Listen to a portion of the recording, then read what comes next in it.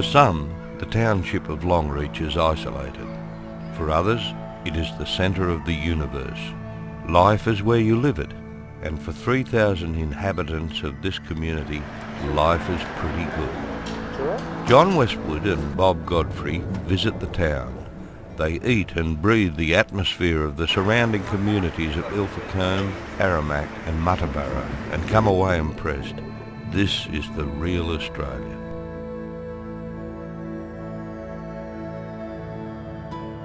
This is a wide brown sunburnt country. The vastness of this arid land bewilders the tourist and sometimes even the local. It's not unusual for a traveller to sit beside the road or stand on a deserted railway platform gazing at the enormity of this land.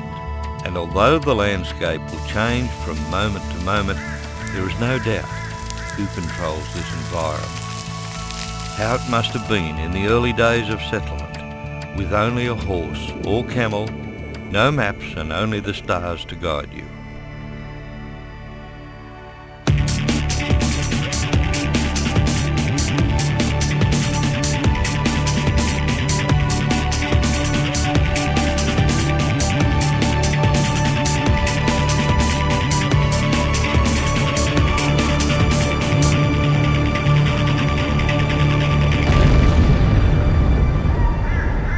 Australia is a land of contrasts.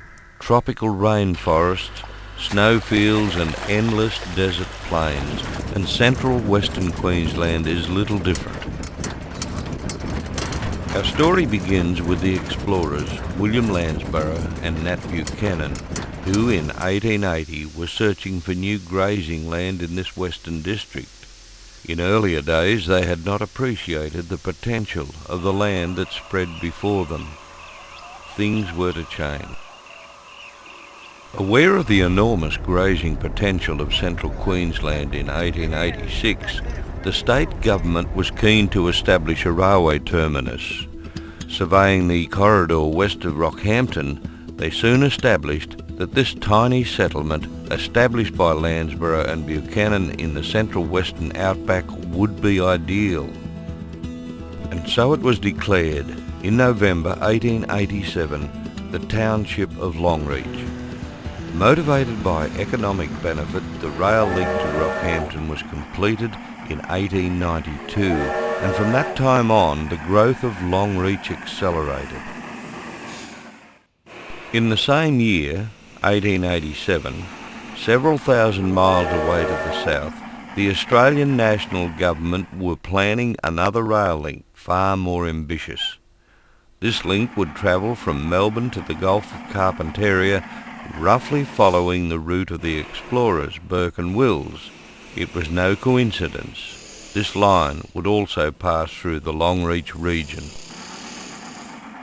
However, as history records, the lack of cooperation between state governments and a recession in 1893 effectively put this project on hold for 50 years.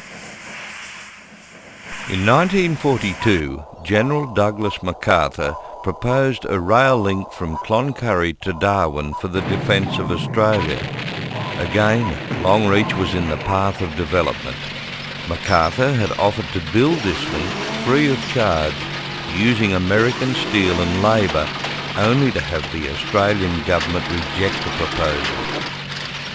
Over the following years, a number of proposals for major north-south rail links have been made and rejected, often set aside to favour projects such as the Snowy Mountain scheme or contend with economic recession.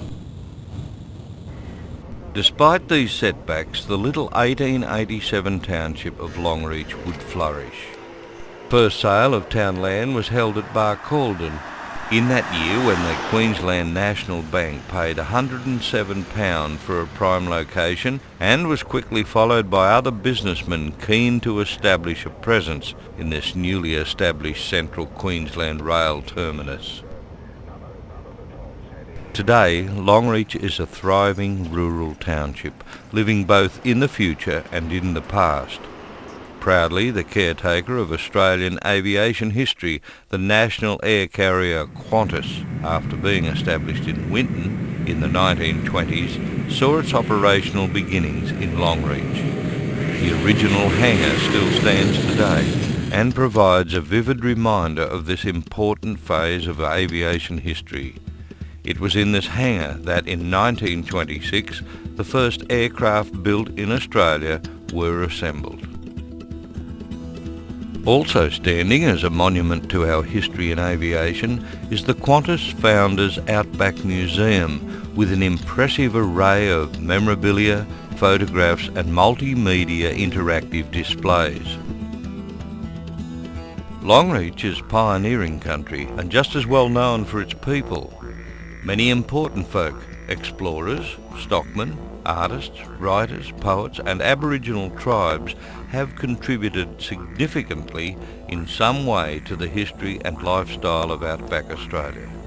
Together they stand immortalised in the Australian Stockmen's Hall of Fame, and of course descendants of these characters still inhabit this region and still contribute to the pioneering spirit and growth of this town and its environs. As was the case 100 years ago, access to rail can be a lifeline for rural and urban communities. The economic benefit to the nation as a whole of moving agricultural commodities, technology, human and natural resources from one end of this vast country to the other with the efficiency of cost and time is enormous. 116 years on, does history repeat itself? Is there an opportunity for a rail link between Melbourne and Darwin with direct links to Western New South Wales, Southern and Southeast Queensland, Central Western Queensland and the Northern Territory? Will our government support the project, or will they again turn their backs on a rational opportunity to develop our country as did our pioneering forebears?